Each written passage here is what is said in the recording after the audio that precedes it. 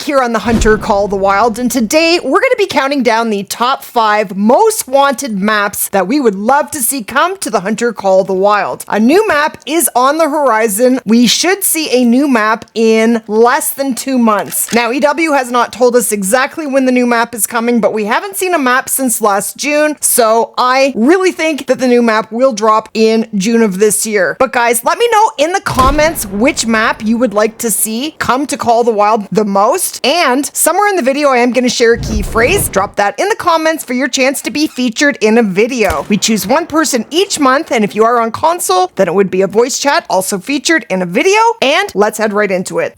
Coming in at number 5 on our list of top 5 maps we would love to see come to Call the Wild is a Midwestern or Texas map. Now, I know we have seen a lot of American maps, so you might not want to see another one, but I keep hearing people asking for a Texas map. If we were to get a map located in Texas or the Midwest, it would include species such as white-tailed deer, which we do already have in the game, obviously. Whitetail are actually now on 5 different maps, and it would also include mule deer. Now, this is interesting. I read online that mule deer are named for its ears, which are largely like those of the mule. I did not know that. Other species we would find would include pronghorn, fox squirrel. I have been hearing people ask for squirrels in the game for a very long time, and it's not something we've seen yet, so it is definitely something we could see on a Texas map. The fox squirrel is the largest species of tree squirrel native to North America. We would also see European fallow deer, Barbary sheep. Barbary sheep, also known as oodad, is a species of caprine native to Rocky Mountains in North America, and they have 6 different subspecies. And then there is the cougar or mountain lion, the bobcat, the coyote, sandhill crane. You will find elk on a Texas map, black buck, and wild turkey. There are actually just an insane amount of species that you could hunt for on a Texas map. These are just a few of them. Other species we might see include bighorn sheep, javelina, doves, Eurasian teal, pintail, and wood ducks. And I actually read that Texas has more white-tailed deer than any other state in the US. So if you were to get another US map, this would be a very sweet one, but I don't think it is the next map.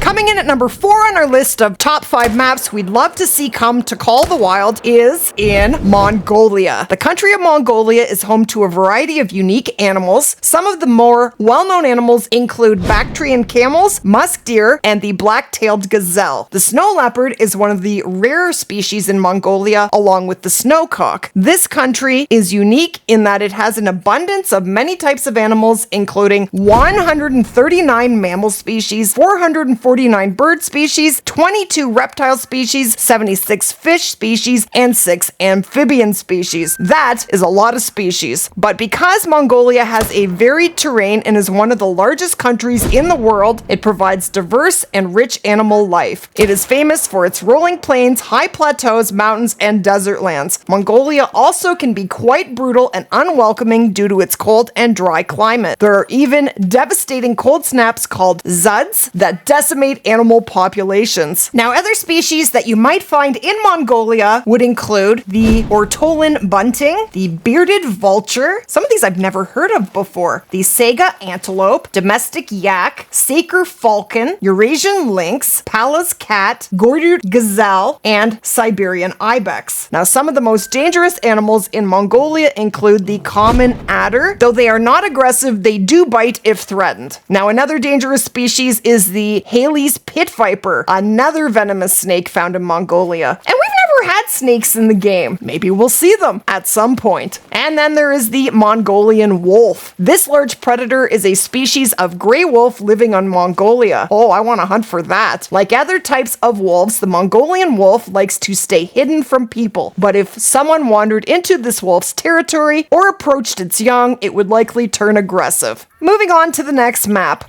Coming in at number 3 on our list of top 5 maps we'd love to see come to Call the Wild is in Nunavut, a northern Canada map. Now, I am Canadian, so I would love to see this come to Call the Wild. So the species you would find on a northern Canada map would include caribou, which we do currently have in Yukon Valley, polar bears. I would absolutely love to hunt for polar bears. Now, I know they are definitely an endangered species, but I think I actually heard Jaxie say on one of the EW streams times that EW is okay with putting endangered species into the game. It is just a game. We're not actually harming them in real life. It is just for fun. So they're okay with it. And I think we do actually already have a number of endangered species in the game. So polar bears are the world's largest carnivore species found on land. They're extremely dangerous, very patient, and are a highly intelligent predator. An adult polar bear can grow to 3 meters, which is 10 feet in height when standing up, and reach 720 kilograms or 1,590 pounds in body weight. Polar bears are excellent swimmers in the frigid Nunavut waters, traveling great distances across the sea ice to hunt seals along the flow edge. And then we have muskox. Oh, I would so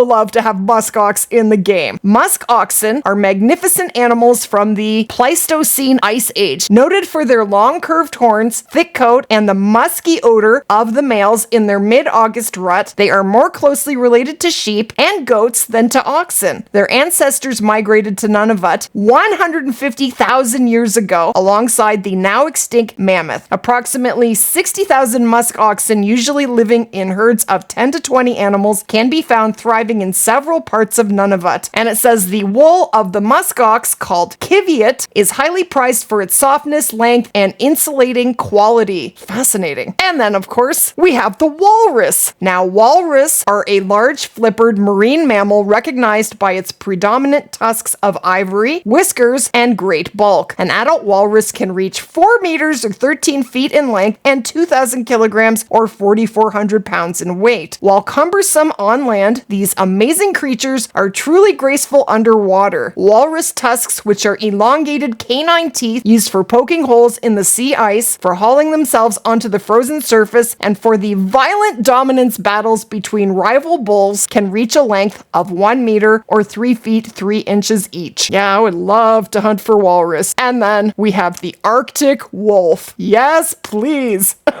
Also called the polar wolf or white wolf, is a subspecies of the gray wolf that has inhabited Nunavut for over 2 million years. This extraordinary canine is the only subspecies of wolf that can be found over the whole of its original range. It is also the only wolf in the world that is not threatened, largely because they rarely encounter humans. Traveling and hunting in packs of 2 to 20, they roam large ranges of up to 2,600 square kilometers or 1,000 square miles in pursuit of caribou, musk oxen, Arctic hares, seals, lemmings, and ptarmigan. Extremely intelligent and very difficult to hunt, Arctic wolves can be tracked in the northern, central, and western parts of Nunavut. So if we got a northern Canada map, it would definitely have to have the Arctic wolf on it. And then ground squirrels. Now, ground squirrels live in the Arctic sand dunes and silt slopes that are free of permafrost. They grow to an average weight of 800 grams or 2 pounds. And then we have the Arctic hare. Now, Arctic hare are found in all parts of Nunavut, sometimes called a polar rabbit. It is actually a species of hare with longer ears and stands taller and survives in colder climates than rabbits do. With a beautiful, soft, thick coat, it grows to 5.5 kilograms or 12 pounds in weight and 70 centimeters or 28 inches in length. Usually they are seen wandering alone, but sometimes in very cold weather, they can be found in groups of several dozen huddled together for warmth. They can move very quickly, up to 40 miles an hour or 64 kilograms an hour, to escape its natural predators, which include ermine, Arctic foxes, and Arctic wolves. Yeah, if we were to get this map, it sounds like an absolute dream to me. And then the map would also have ptarmigan on it. And I thought, what if they also added the ability for us to use dog sleds in the game? Wouldn't that be awesome? The only means of travel in the game is the four-wheeler, and you definitely cannot hunt off of that. But having a dog sled for maps like MEDVED and a Northern Canada map would just be absolutely awesome. I would love that. Guys, let me know what you think of adding dog sleds to the game in the comments below.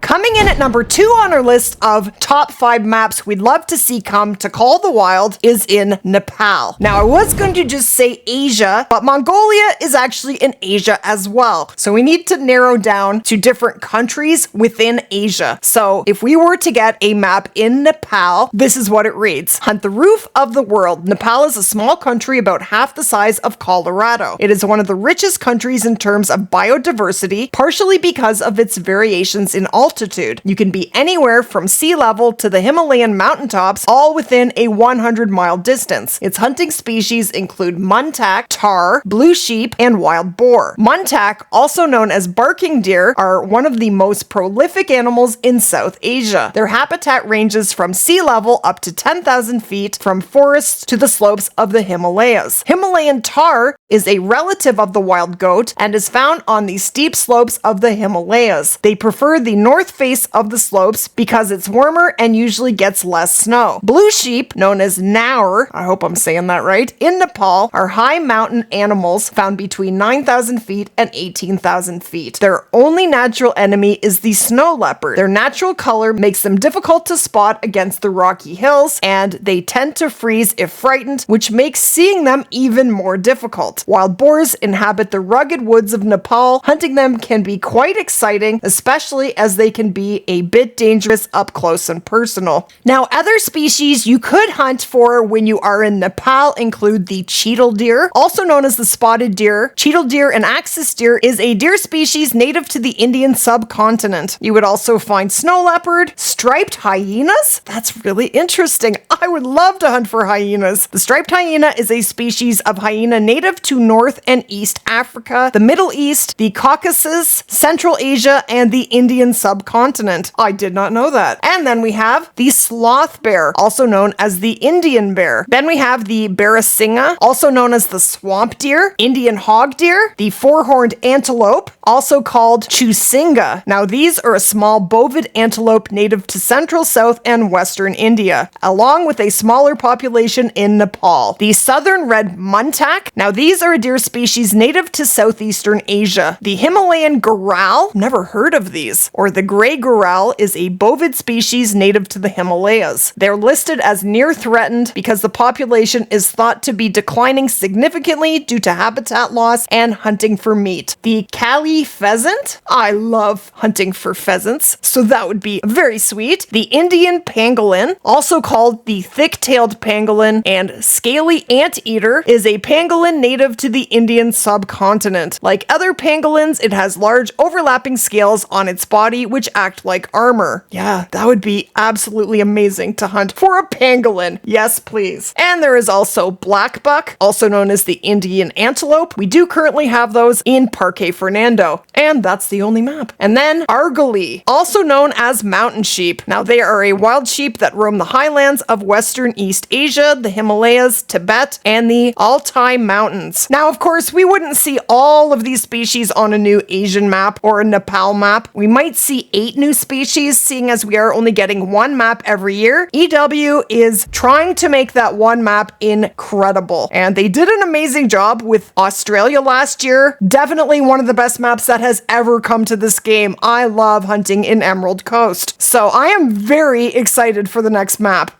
Coming in at number 1 on our list of top 5 maps we'd love to see come to Call of the Wild is Africa 2.0. Now, we do obviously already have one African map in the game. That would be Virunga Savannah. Now, some of those species would definitely have to be on a second Africa map, including Cape Buffalo, lions, gemsbok, and wildebeest. But we would definitely have to have the big 5 on a new Africa map. Now, the big 5 includes elephants, leopards, lions, rhinos, and Cape buffalo. Now, in order for them to actually add elephants to the game, I mean, it is a species we could even see come to an Asian map. We would definitely have to have a new trophy lodge added to the game, because there is no possible way we could put elephants or any crazy large species in the trophy lodge. Now, the other thing I was thinking is, when you have a species that is so huge to hunt, there has to be some sort of crazy challenge, or it's not going to be any fun. So what if they made it so that you could only penetrate an elephant skin if you get to within 50 meters, and you could only use the elephant rifle? That would be the rifle that comes with the Savannah map. Ironically, it's only for class 9 species. It is only good within close range. The scope isn't the greatest, but it is definitely the most powerful weapon in the game. Now, on top of the big 5, we would want to see sable. The sable antelope is a large antelope which inhabits inhabits wooded savanna from the south of Kenya to South Africa, with a separated population in Angola. We would also want to see greater kudu, nyala. Now, nyala are a spiral-horned antelope native to South Africa. Lechwe, impala. Now, the impala, or rooibok, is a medium-sized antelope found in eastern or southern Africa. And I understand that impala are one of the most highly hunted animals in Africa. And then there is the reebok, which is the most challenging South African antelope to hunt. And two species that we can't forget that I would absolutely love to see come to a second Africa map are hyenas and African wild dogs. Now, hyenas are nasty, disgusting creatures, but they are absolutely crazy hunters, very aggressive. They have teeth that can absolutely bite right through bone, and I would love to see more than one predator on an African map. Lions and hyenas hate each other in real life. They are definitely enemies, and I'd love to see that somehow come to the game. And then, of course, African wild dogs. Now, the African wild dog, also known as the painted dog or Cape hunting dog, is a wild canine native to sub-Saharan Africa. It is the largest wild canine in Africa. It is estimated that there are around 6,600 adults, including 1,400 mature individuals living in 39 subpopulations, all threatened by habitat fragmentation, human persecution, and outbreaks of disease. That is so sad. But African wild dogs are definitely endangered. Now, I absolutely love watching the National Geographic's channel on YouTube, and African wild dogs are one of my favorite species to watch. Those and lions are just fascinating in real life. Even though African wild dogs are very small predators, they are the most successful hunters in Africa because there are so many of them. If a pack of wild dogs gangs up on one animal, that animal is done for. No hope for its survival whatsoever. They are pretty amazing hunters. Now let's talk about lions for a second. Now I know we already have lions in the game, but they would definitely be included on a second Africa map, and lions are one of the most incredible species in the entire world. I'm kind of obsessed with them in real life. They're just absolutely amazing. Now lions are the only cats that live in groups, which are called prides, though there is one population of solitary lions. Prides are family units that may comprise anywhere from 2 to 40 lions, including up to 3 or 4 males, a dozen or so females, and all of their young. All of a pride's lionesses are related, and female cubs typically stay with the group as they age. Young males eventually leave and establish their own prides by taking over a group headed by another male. Now, the number one killer of lions is other lions. When they take over the pride, they actually kill all of the cubs that they did not father because they want the lionesses to go into heat, and they want them to, of course, have their cubs, and they want to carry on their lineage, right? So male lions kill a lot of cubs, and it's very sad to see, especially as lion populations are decreasing, but that is just the way it is. It can't argue with nature, but it's always fun to talk about what might come to Call the Wild. Here's hoping we see one of these amazing maps in June or whenever the next map drops, and thank you guys so much for watching.